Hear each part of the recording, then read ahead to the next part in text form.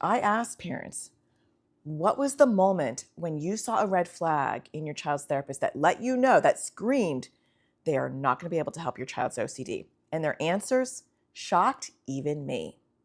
Here are the 6 worst of them, and I got a lot of them. The first one, when you have a bad thought, just replace it with a good one. Well, you might as well just tell them how to do a mental compulsion because that is what you're teaching them. The next one, when my daughter was having trouble brushing her teeth, one therapist said, just sing happy birthday while brushing. My daughter told me after that, Mom, she doesn't know OCD. She's telling me to create a new ritual. And she's right. That is exactly what the therapist was telling her to do.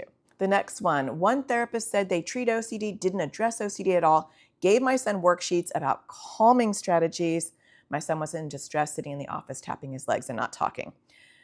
A lot of therapists do CBT and approach it like anxiety, give worksheets on calming strategies, breathing strategies. It's not going to work for OCD. On to the next one. To be fair, this one didn't say they treat OCD, but they told me she could use Lysol wipes to clean something she was terrified would get contaminated.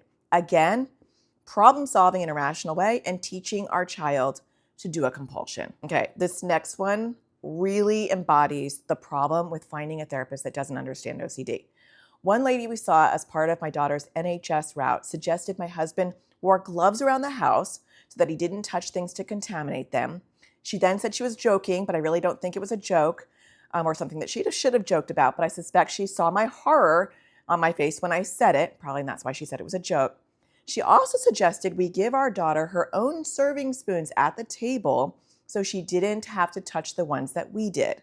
I was so proud of my then 16-year-old, as she said to me on the way home, even you know that doing those things won't actually help my OCD get better, and then said there's no way she would ever go back.